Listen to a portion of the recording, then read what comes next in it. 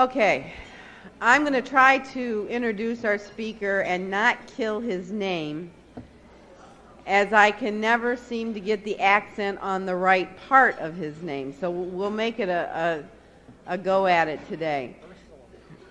I know, but it's still hard. It's Robert Woobalding. Woobalding. See, I can never get it. Woobalding. I practice and practice and I still don't get it.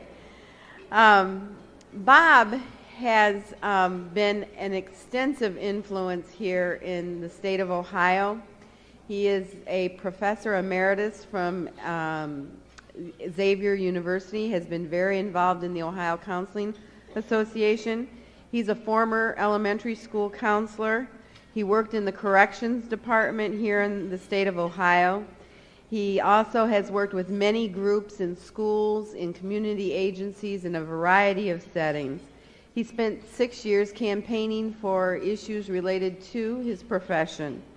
Also, of late, he is the director for the Center of Reality Therapy, which is located in Cincinnati, Ohio. He has a booth right down here around the corner, across from the registration desk, that if you're interested in some of his information, you can see him at any time there with his lovely wife, Sandy. Also, he will be signing books after the session at his booth across from the All Ohio. And without any further delay, Bob.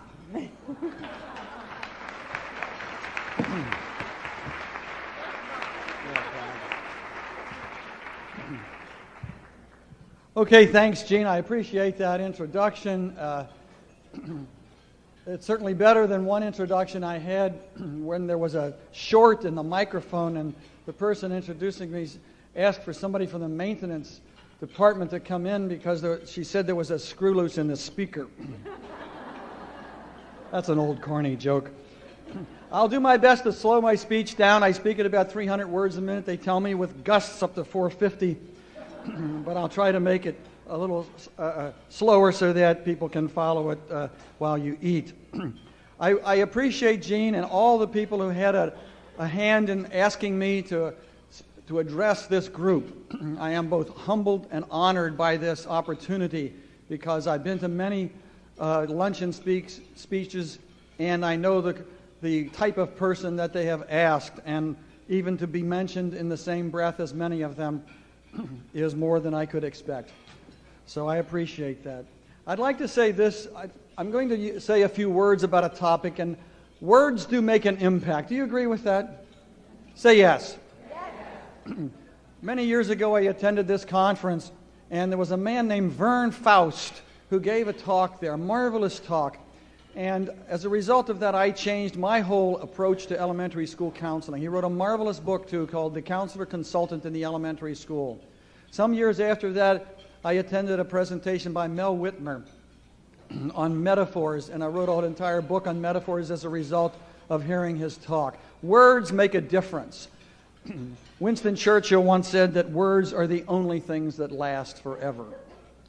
I'd like to begin by telling you a little story about a king and a queen who ruled their kingdom with a great degree of justice and fairness. And they wanted to pass on to their children the wisdom of the world.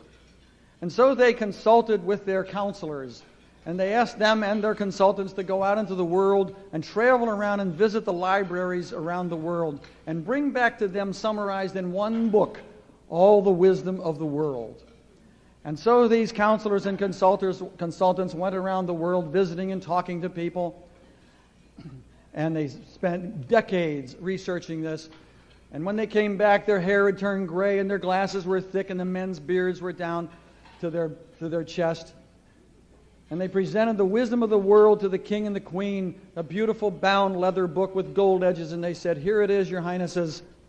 Here is the wisdom of the world summarized in one book." And the king and queen gave that book to their children, and they said, "Here, memorize it." And then they said to their counselors and their consultants, "Now go out into the world and summarize all the wisdom of the world into one sentence."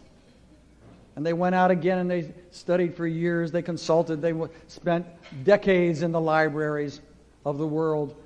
And they came back. And this time they were stoop-shouldered. The women's hair was completely silver. And the men's beards were down to their knees. And they said, Your Highnesses, we have summarized the wisdom of the world in one sentence. What is that sentence? They said, Your Highnesses, that one sentence is, count your blessings, not your afflictions. I'd like to suggest to you that idea of counting our blessings and not our afflictions is a way for us as counselors to take our profession to the next level. The theme of this conference is taking clients, families, and students to the next level. And I'd like to talk about an idea for your consideration about how to do that. Not so much how to do that, but how to think about doing it. What I'm going to talk about here is not completely true. It might be only true part of the time. It might be only true 20% of the time, 30% of the time, 80% of the time. It might be more true at times and less true at other times. But I'm just presenting this for your consideration to think about. Not with any dogmatic absoluteness. These are not absolutistic statements. These are ideas to use with clients, families, students, and in fact to teach actively. And it seems to me that these ideas are more necessary now than ever before in the history of this country, because we have a society that is polemicized, polarized, and politicized, a culture that is where dialogue and conversation is becoming more difficult. And I would suggest to you that in this culture of bad news, that there is good news. This is what I'd like to emphasize, that there is good news, and it is in short supply these days. There's a saying in the media about an event, if it bleeds, it leads. In other words, it's the lead story if it's bad news. But you know there is good news. Are you aware of that? Say yes. Yes. Sure, I knew you were. Do you know that 2002 was the safest year ever to travel on a commercial airliner? Did you know that? And we're doing pretty well in 2003 too. Did you know that a girl born today will have a life expectancy of 100 years? One of the best pieces of good news, my friends, is that every person in this room, is engaged in one of the most noble professions devised by the human mind. Do you believe that? Yes. When you influence another human being, you are influencing history. Sometimes counselors get into this field and we say, well, I got in it to change the world, but I found out the world's just the same. No, the world's not just the same. The world is much better because of your influence. If you help one child to make a turnaround, if you help one parent to be less abusive, if you help one person do better, as you heard so marvelously in the keynote address today, how the speaker influenced that one woman about getting her child there to school on time. If you do that once in your life, what has happened? You have influenced history because that influence cascades down through generations. Norman Cousins once said, it's not whether we change the world, it's whether we lighten the burden of another human being. It's whether we lighten the burden of another human being. And that's what we do in counseling, and that's good news. And so what I'd like you to do, I'd like everybody in this room, all 6,000 of you, I'd like you to raise your right hand in the air. Would you do that, please? And bring it around and pat yourself on the back. All right. You deserve a pat on the back. I want to talk to you about good news. Again, an idea to ponder. And I'd like to suggest that this is a way that I personally have introduced it into my own classes at Xavier University over the years. I usually say at the second class period of the first course that counselors are taking. And I suggest to them that there is a conspiracy operating.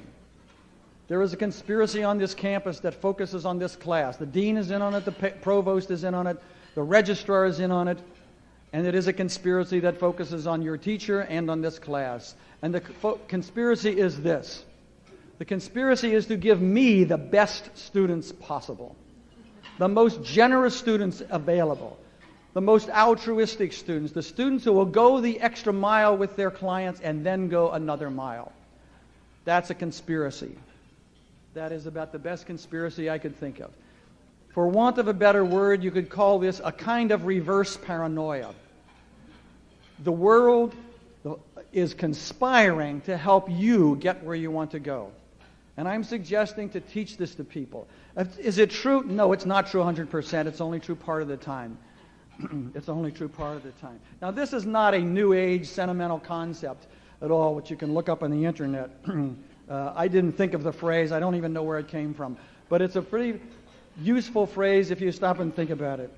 It is up to us to teach our clients, our students, that they can identify their own strengths, that they can identify their own resources. In fact, I would like to see something happen in the next 10 years. I'd like to see a DSM of healthy behaviors. Would you like that? That red book is about 2 inches thick now. Who knows what it'll be in 10 years? Do you know when it first came out, it was a pamphlet. I'd like to see the GDSM, okay? The good news, or however you say that. The good news DSM. The good DSM. But there is good news, my friends. One of the pieces of good news is that we choose our actions. I'm not saying we have total control over them, but we can choose our actions. Do you believe that? Do you believe that your clients could make better choices at times? Of course you do. As Danny DeVito in the movie The Renaissance Man said, the choices we make dictate the life we live. The choices we make dictate the life we live. And if you saw that marvelous movie, you saw how he helped those kids make choices that they didn't dream they had inside of them. He says, if life takes a turn for the worse, remember, you're the one who's driving. Is that true? It's not true 100%. You have to stay on the road, okay? But we are driving our own car. I'd like to tell you about a couple of people. I'd like to tell you about Ella, a woman at Chatfield College in southwestern Ohio, a college that maybe counselors could learn about. It caters to students who are older students. And this is a woman, Ella, a lifelong LPN at nursing homes, 5 grown children, decided to go to college, takes 2 buses, takes her 45 minutes to an hour to get to school every day. She shows up every day and is a wonderful example to the other students. She assigns people things to do when they have parties. Ella is 76 years old. Age is not a factor. Count our blessings, not our afflictions. Age is not an affliction. Age, what is age? It's a matter of experience, and some people have more experience than others.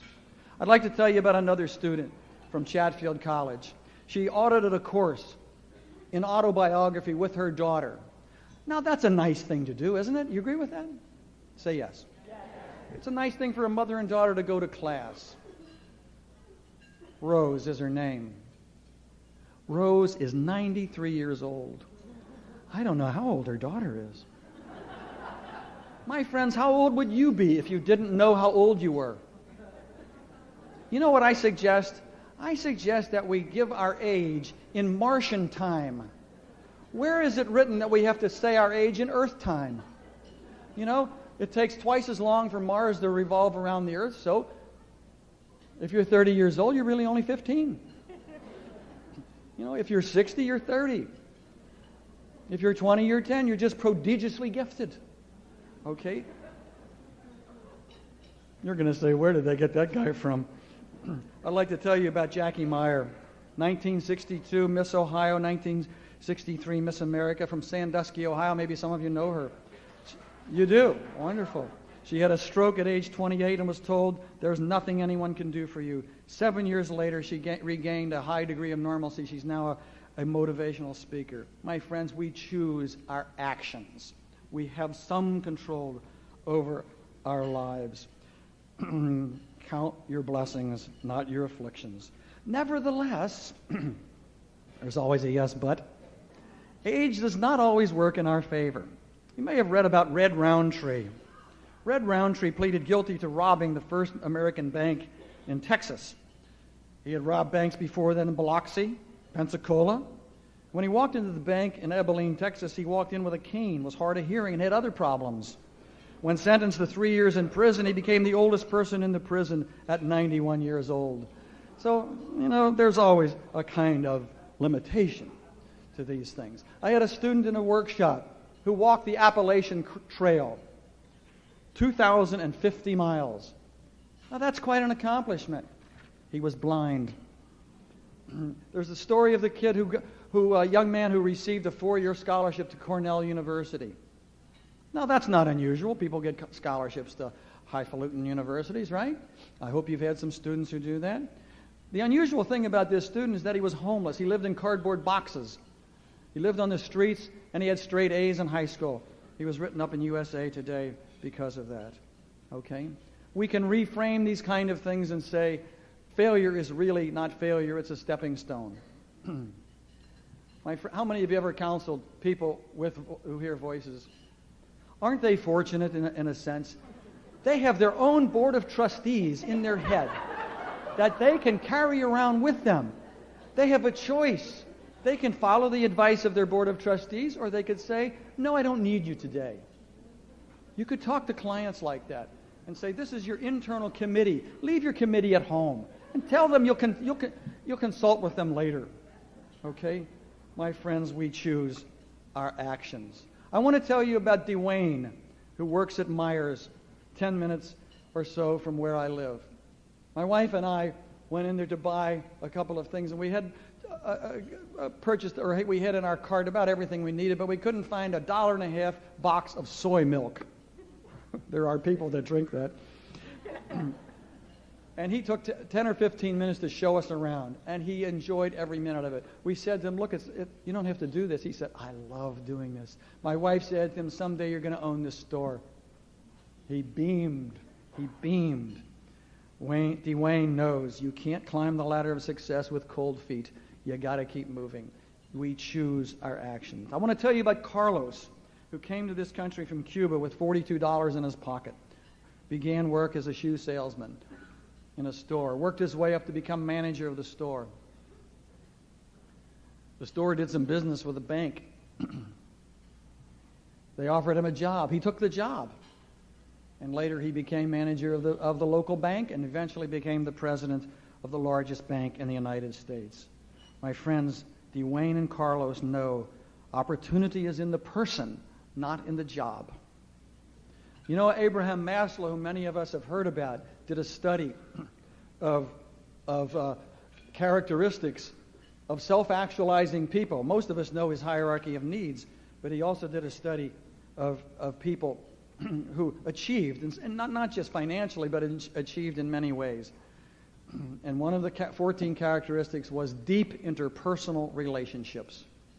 Would you agree that healthy relationships is the royal road to mental health? Don't you agree with that as counselors? And no matter what that presenting problem is, we can help our clients make better choices in their human relationships. We can always help them, no matter how sick they are, no matter how disturbed they are, no matter how put upon they are by society or by themselves or by whoever. We can always help them inch along a tiny bit toward a better human relationship with someone. We can help that young employee realize that employer is somebody that he has to work with. That employer, that prospective employer, wants to hire him. It is up to us and up to our clients to bring that out of that prospective employer, and so that our clients can establish that initial contact, that initial relationship, which will then motivate that employer to want to hire us. My friends, we have choices over our actions. But that's only one bit of good news. We also have choices over our perceptions. We have choices over how we look at things. We can see things as stumbling blocks or stepping stones. We can see failures as preliminaries to success. We could even adopt the motto of the Boston Red Sox and the Chicago Cubs. Do you know what that motto is? They have the same motto. Anybody can have a bad century.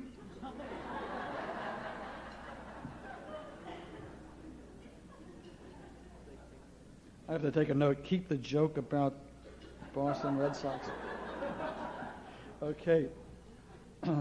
Failure doesn't have to be failure. It's a stepping stone. It could either be a stumbling block or just a step along the way. I'd like to tell you about a politician. I quoted this in a book I wrote. This politician in 31 failed in business, 32 defeated for the legislature, 33 second failure in business, 36 nervous breakdown, 38 defeated for speaker, 40 defeated for elector, 43 defeated for Congress, 55 defeated for Senate, 56 defeated for vice president. And in 1860, Abraham Lincoln was elected president. He failed his way to the top. I'd like to read a quote from another man. This is a basketball player. He said, "I have missed more than 9,000 shots in my career. I have lost almost 300 games. On 26 occasions, I have been entrusted to take the game-winning shot, and I missed.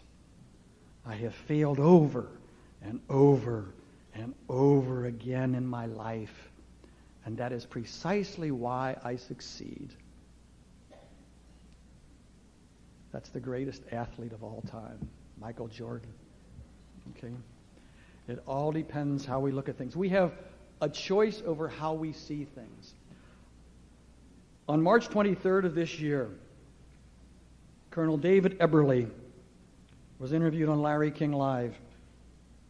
He was 43 days in prison in the Gulf War 10 or 12 years ago. He said, quote, "I didn't see myself as a prisoner. I was carrying the war to the enemy with a disadvantage." Isn't it fascinating? He had a choice even over his perceptions. How many of you have read Viktor Frankl's marvelous book, Man's Search for Meaning? Okay, I hope you will get it tonight and read that book. Even in the horrendous concentration camps, he said he had a choice as to how he could perceive this. Not a choice so much about his actions, but a choice about how he could perceive this. If in those dire circumstances, people have choices, do we not need to communicate and teach our clients that we have choices, that they have choices, okay, as to how they would perceive things? Now, this is not new. I'm not saying anything that's new. You know these things. This is a reminder. Samuel Johnson, the British writer, once said, "We need to be reminded more than we need to be taught." That's all this is. My friend Bashir al-Rashidi, who is an instructor, professor in Kuwait, whom I've known for many years. He was in prison during the Gulf War, and he told me this story about an Islamic scholar in the Middle Ages who was teaching something that was regarded as very wrong. And so they were trying him for heresy of some kind, and they were going to give him some kind of a punishment. And he said, "It's impossible for you to punish me." And they said, "What do you mean? We can do anything we want to you. We have you under our control." He said, "No, you don't." He said, "You can exile me. It's a vacation. You can put me in solitary confinement. It's a meditation. Or you can kill me, and I'm a martyr." We have choices over how we perceive the world. I want to tell you about Tom Watson, the founder of IBM. He had an executive who made a $10 million mistake. $10 million. This is back when $10 million was a lot. Okay? And he called the executive in. And the man said, "Well, I guess you're going to fire me because of this terrible mistake." Watson said, "Fire you? We're not going to fire you. You're a valuable employee. We just spent $10 million educating you.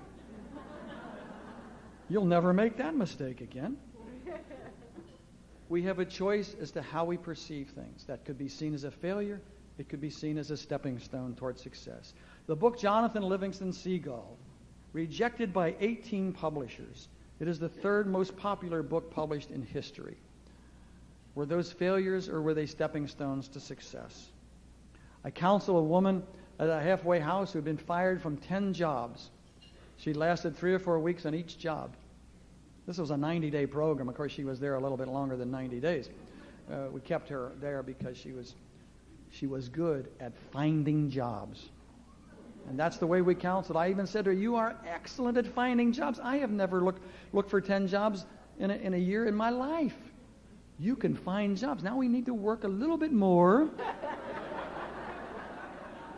How long is the longest job you had? Oh, it was about 4 weeks. I said, okay, this next job, could you keep that job a little bit longer? Keep it for 6 weeks. Get fired after that, but keep it for 6 weeks no matter what. I don't care what you do, whatever you do, do not tell your supervisor to perform any impossible and unnatural acts. Please don't do that. Please, that is out of bounds.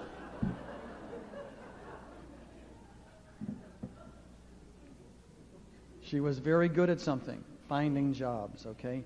How many of you have worked with people who've been turned down from jobs? They not only didn't find them, they got rejected. I've worked with some people like that, and I ask them, how many times have you been turned down? Oh, well, I'm really discouraged 5 times. I say, I know what the problem is. You don't have enough rejections. You need to go out and look for jobs, even jobs you don't want, so that you can fail more. You got to fail your way to the top. What that does is it changes the person's perception of failure. They say, I'll apply for this job. Even if I get it, I'll turn it down. I don't like it. So apply for it anyway. It's good practice. And we get that one out of the way. I published a book some years ago, Employee Motivation, What to Do and What You Say Isn't Working. I got turned down for about 4 or 5 publishers, and I did what most people do. I kind of start whining around and, well, maybe it's no good. Maybe I'm no good. Maybe I ought to get out of this field. Well, finally, after a while, the thought occurred to me to do what I teach. You know, you want to try to do that once in a while.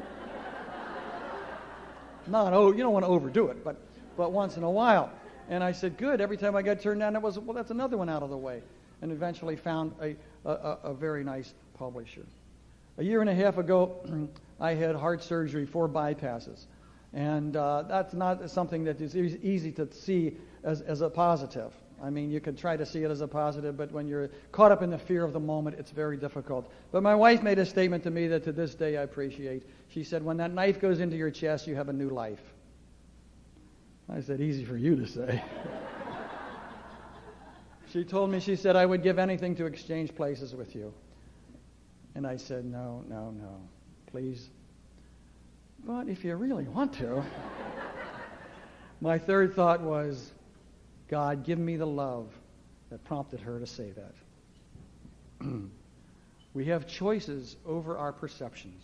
How many of you have seen the movie Seabiscuit? Okay? There's a line in Seabiscuit. The owner says, if we can start from there and end up here, then anything is possible. The horse is too small, the jockey's too big, and I don't know anything about racing.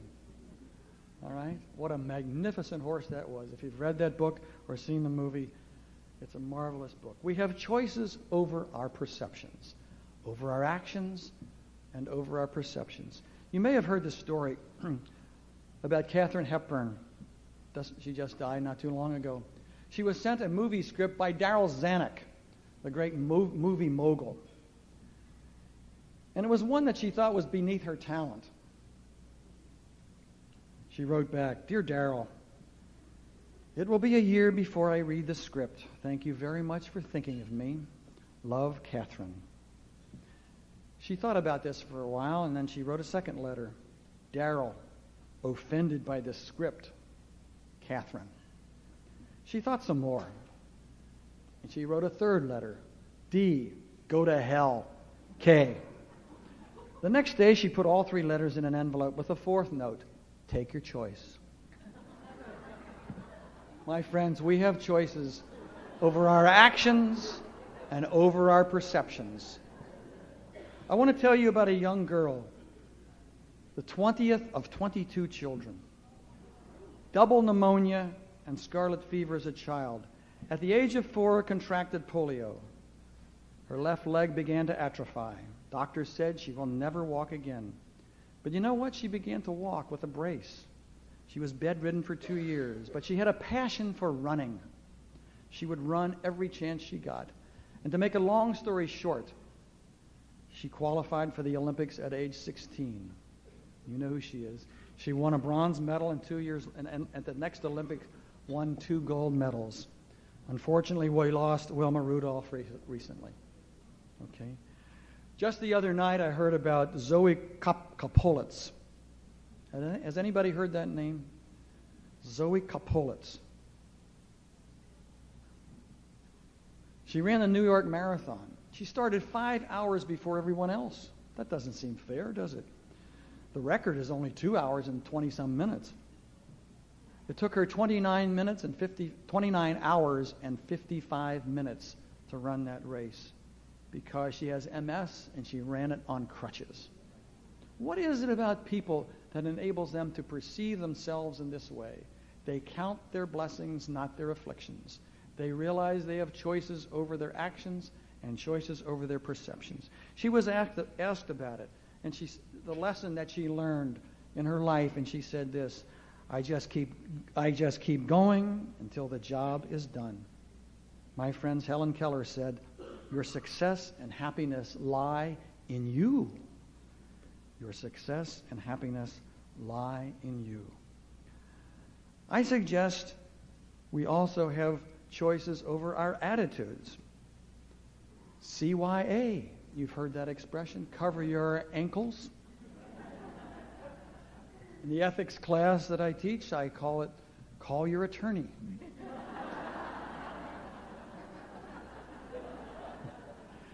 In the little book on fishmongers in Seattle, you've read that book, Fish? They say, choose your attitude. It's a wonderful book about people with rather boring jobs who make them exciting because they choose their attitude. Now, I'm not saying we have 100% control over any of this. I'm not saying this is true 100% of the time. I'm saying it's true part of the time. These are thoughts to ponder, thoughts to think about. John Maxwell said, your attitude is the librarian of the past, the speaker of the future, the speaker of the present, and the prophet of the future. The librarian of the past, the speaker of the present, and the prophet of the future. We choose our attitudes. I'd like to tell you a little story about a young man I counseled, because this is a very practical idea for your consideration. A young man came to me, dragged by his parents, by the ear, you know how that is, and he wanted to find a part-time job. Mostly his parents wanted him to find a part-time job. And so I asked him, I said, I'm going to just ask you a few questions. Is that okay? Oh, yeah. And I said, how much experience do you have? I said, that's a question employers make. They ask you that. They want to know that. How much experience do you have? Well, I don't have any. How do you get experience if they don't hire you? I said, well, how many places have you applied? Well, I don't know. Maybe 3. And they ask you that question, right? Yeah, I guess. I don't know, whatever. I'm going to write a book on high school someday. It's going to be called Whatever. And I said, I got a question. Would you be willing to listen for a suggestion? Well, yeah. And I said, the next time that employer asks you, that prospective employer asks you, how much experience do you have? Here is an idea. I'd like you to say this. I'd like you to, if it's appropriate, sit up straight and look straight at the person, look at him or her, and say, I have 17 years of experience of going to school and doing my work and getting along with the teachers and respecting them, doing my work on time and turning it in. I got 17 years of experience of getting along with my parents and my brothers and sisters and of doing my chores at home unasked. I got 17 years of experience of believing that if you hire me, I have to do more than what you're paying me to do so that you can make money on me. I got 17 years of experience of believing that if you pay me $6 an hour, I got to do $20 worth of work or there's no sense you hiring me. I got 17 years of experience of believing that if you give me a job to do, I will do it. And when I'm finished with it, you won't have to find me and give me another one. I will find you and I will ask you the question, what else do you want me to do? I got 17 years of experience of believing that if you tell me to sweep that floor, I will not only sweep it, I will keep it swept. It'll be so clean, there'll be tour buses stopping. No, it's a little exaggeration. You get my point. He called me in a week, and I said, how'd it go? Good counseling question. He said, I can't keep my appointment at 4 o'clock. I said, why not? I'm working. Hired on the spot. Hired on the spot. I've shared that story with 12 to 15 managers. There isn't one of them that said, what a bunch of bull. They said, you get a kid like that, he's hired. I said to this 17-year-old on the phone, I said, I need to talk to you again because now, after talking the talk, I want to talk to you about walking the walk. Because there's a big difference. A problem is, isn't it, that sometimes after people find a job, they stop looking for work? You know? That's when the work, right? That's when the work begins, when you find the job. Now, what I've said, my friends, is not the totality of our lives. We all know that. We all know that. But I'd like to say these are aspirational ideas to think about, maybe to aim at. There is misery in the world. There's failure. Of course, there's people put upon us. There's people in this world who would destroy the very culture that civilized people live in. Cultures that civilized people live in. Of course. We've seen that plenty in the last few years. There is that reality. But as Garrison Keillor said, sometimes you need to look reality in the eye and then deny it. We need to encourage our young people to find models for them to imitate. My friends, if you want to be a good counselor, we need to perceive ourselves as counselors. And one way to do that is to find counselors who are good counselors and watch them and listen to what they do. We have mentoring programs that are marvelous. The way I learned whatever I learned is I would listen to tapes by my mentor about a half hour a day for years and years. I listened to all kinds of tapes. I listened to tapes by Leona Tyler.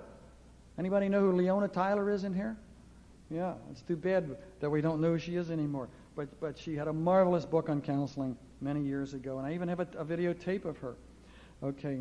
If you want to become rich, what do? You find people who are rich and you do what they do. Take a rich person to lunch.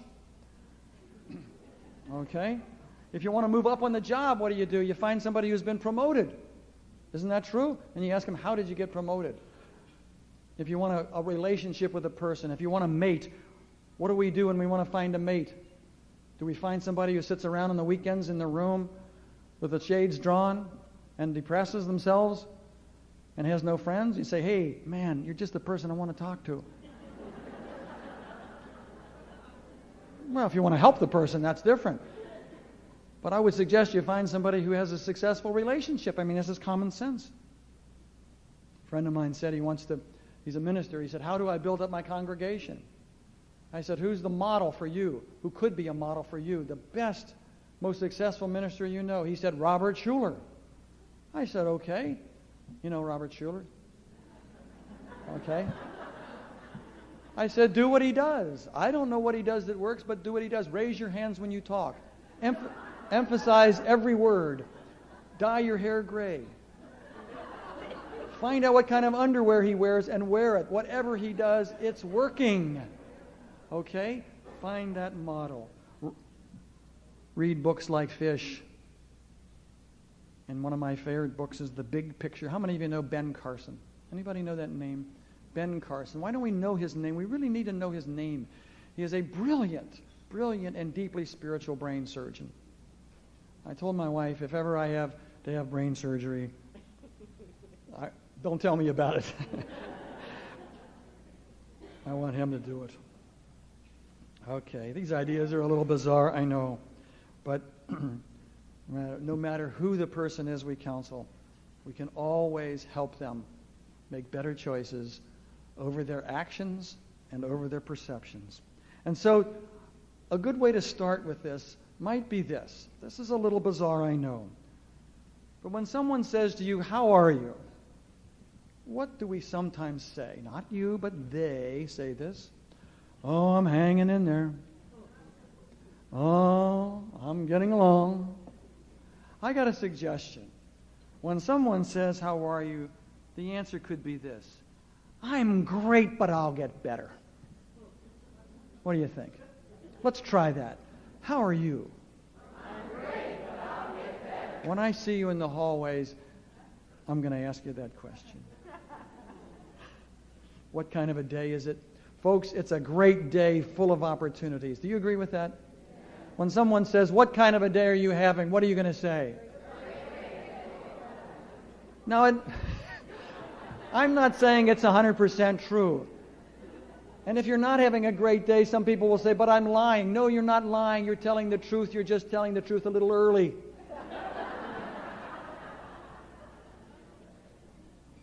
We all carry inside of us a suitcase of choices, actions, thinking, feeling, and perceptions. We have clean laundry in that suitcase, and we have dirty laundry. We have a choice. Now, there may be some who will say, as I was talking about this with somebody a while back, they said, "Well, that just sounds like a kind of a superficial pop psychology." And I said, no, it's more than that. If it's one thing, it's not that. If you're psychoanalytic, my friends, what we're doing is reprogramming our unconscious. We're reprogramming our unconscious or our subconscious. If you're cognitive behavioral, we're disputing in a very different way the irrational beliefs that we have. Okay? If you're a cognitive therapist, we're trying to develop core beliefs. And if you're cognitive behavioral modification, we're trying to restructure our thinking. We as counselors trying to assist our clients. If you're some other theory, maybe you're broadening your perception of what life is about. This is not a shallow kind of pop psychology. My friends, we can either spend our time, we human beings, inventorying our miseries or celebrating our choices. We can be either problem thrivers or opportunity finders. Which one is better? A problem thriver, where you look yourself up in the DSM, or an opportunity finder? Which do you think is better? Well, say that again. An opportunity finder. Okay, finally, are we at finally? Okay. Finally, I want to describe a little story that illustrates someone who chose how he would view the world. And you may have heard this story. It's a story about a man who had had an automobile accident, and he was trying to get some money from an insurance company. And they were in the courtroom, and the insurance company's lawyer said to the judge, "Your Honor, after the automobile accident, as the police report said, this man had nothing wrong with him. And here he is trying to get all this money from us." And so they said, "Well, we better get him up here." So they had the guy come up to the stand, and he comes up in a body cast. Everything's in a cast. And he kind of hobbles up to the stand. He can't even sit down and take the oath. And the judge said, What about this? And he said, "Well, Your Honor, the police report is accurate. It does reflect what I said, but let me tell you what happened." He said, "I was driving my pickup truck home one night. It was about 2 o'clock, and I was keeping the speed limit and everything. And I was driving along. My dog was next to me, and my horse was in the trailer behind me." And he said, "We were driving along, and this 18-wheeler, the client of the insurance company, broadsided me, threw my horse out, threw my dog out, threw me out. And we're lying on the side of the road, all of us. After about an hour, the police come, and they see my poor dog there, bleeding, bones broken, dying. And out of mercy, the policeman pulled out his revolver and shot the dog. Then he goes over to the horse, and he sees my poor horse there, bones broken, bleeding. And out of mercy, he shoots the horse. Then he comes over to me, and he sees me there, bleeding, with bones broken. And he says, "How are you doing?" And I said, "Officer, I never felt better in my life."